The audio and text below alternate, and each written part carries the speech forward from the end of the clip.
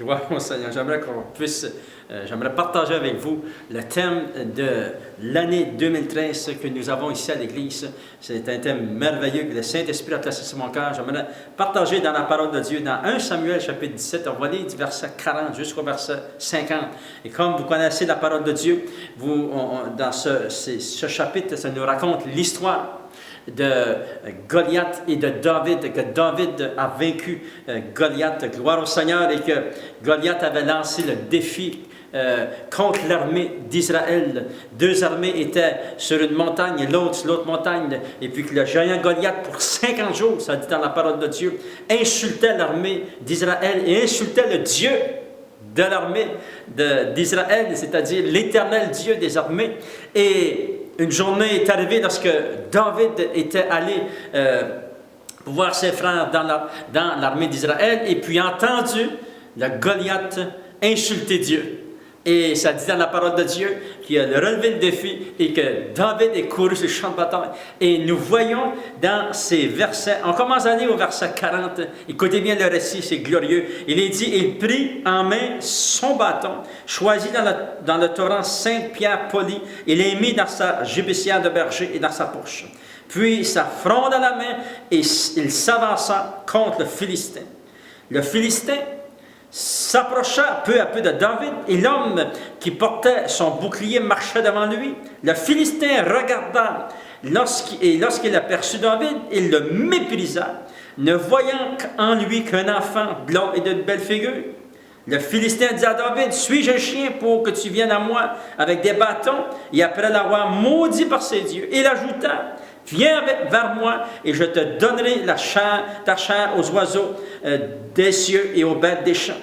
Et David dit aux Philistins, tu marches contre moi avec l'épée, la lance et le javelot. Et moi, je marche contre toi au nom de l'Éternel des armées, du Dieu des armées d'Israël, que tu as insulté. Aujourd'hui, l'Éternel te livre entre mes mains. Je t'abattrai, je te couperai la tête. Aujourd'hui, je donnerai les cadavres du camp des Philistins aux oiseaux du ciel et aux animaux de la terre. Et toute la terre saura qu'Israël a un Dieu. Et toute cette multitude saura que ce n'est ni par l'épée ni par la lance que l'Éternel sauve, car la victoire appartient à l'Éternel et il vous livre entre nos mains. Et aussitôt que le Philistin se mit en mouvement pour marcher au devant de David, David courut sur le champ de bataille à la rencontre du Philistin. Il mit la main dans sa gibecière, il prit une pierre et il la lança avec sa fronde. Il frappa le Philistin au front et la pierre s'enfonça dans le front du Philistin qui tomba le visage contre terre. Ainsi, avec une fronde et une pierre, David fut le plus fort. Alléluia. Ici, nous voyons une vérité glorieuse. C'est que David, devant ce défi, devant ce géant, devant cette armée qui était devant lui, il va dire une grande déclaration. Il va dire au verset 45, « Je marche contre toi au nom de l'Éternel des armées et la victoire appartient à mon Dieu. » Et nous savons que David a été glorieux ici dans cette bataille, que David a gagné à cause que Dieu était avec lui. Il va dire, je marche au nom de l'Éternel des armées. C'est une grande révélation parce qu'il va nommer le nom de Dieu, le nom de l'Éternel, et en plus il va rajouter des armées. C'est-à-dire que notre Dieu a des armées.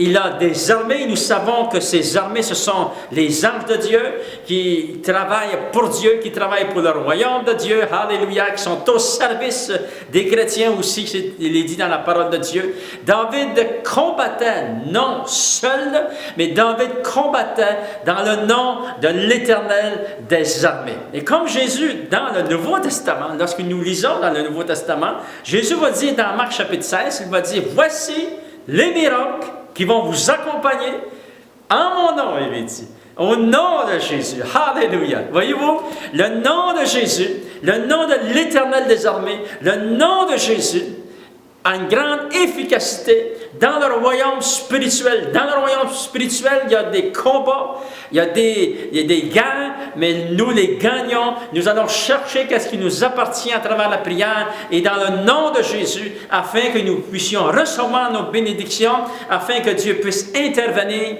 lorsque les difficultés vont venir. Priez au nom de Jésus. Seigneur, j'annule cette difficulté. Amen. Lorsqu'il va y avoir une épreuve, dites, Seigneur, j'annule cette épreuve. Au nom de Jésus. Alléluia. Et vous allez voir que Dieu va agir. Dieu va amener la délivrance. Dieu va annuler les épreuves. Dieu est tout-puissant. Et il ne change point, il est dit dans les Saintes Écritures. Jésus est le même hier, aujourd'hui et éternellement. Alléluia. Priez au nom de Jésus et vous verrez des résultats glorieux. Comme la parole de Dieu nous enseigne, les apôtres, il est dit dans la parole de Dieu, ont prié pour les malades et les malades ont été guéris. Le Seigneur a donné l'autorité à ces hommes, il a donné l'autorité à tous ceux qui le connaissent. Voici les miracles qui accompagneront ceux qui auront cru. Prions afin que Dieu puisse intervenir et marcher avec l'Éternel des armées. Il est dit que Moïse, oui, était un homme de Dieu. David était un homme de Dieu. C'est des gens qui connaissaient le Seigneur Dieu. C'est des gens aussi qui connaissaient la parole de Dieu. Fouillez dans la parole de Dieu. Enracinez-vous dans les Saintes Écritures. Apprenez à connaître Dieu. Apprenez à connaître le Dieu qui vous a formé, qui vous a tissé dans le sein de votre mère. Alléluia. Et vous, lorsque vous allez prier, lorsque les tempêtes vont venir, lorsque les géants seront devant vous, vous allez pouvoir dire au nom de l'Éternel des armées, et j'annule ces ruses, j'annule ces tribulations, j'annule ces tempêtes qui viennent contre moi au nom de Jésus. Alléluia. Et vous allez voir la puissance de Dieu. Maintenant, j'aimerais terminer. Je vais prier pour vous afin que Dieu puisse intervenir. Et je prie maintenant au nom de Jésus. Seigneur, j'annule les tempêtes, Seigneur, qui peut être là contre ton fils ou ta fille maintenant, Seigneur. Seigneur, je les annule. J'annule, Seigneur, les mauvaises nouvelles. Et Seigneur, je retire ta puissance par le nom de Jésus. Je te demande, Seigneur, de multiplier tes grâces infinies. Je te demande d'agir puissamment, d'amener la guérison, d'amener la restauration, de relever celui qui a besoin d'être relevé, de donner l'espoir à celui qui a besoin d'espoir. Tu nous dis dans ta parole que tu nous donnes un avenir, oui Seigneur, et de l'espérance. Au nom de Jésus, agis puissamment. En ton nom, je t'ai prié. Amen. Gloire au Seigneur.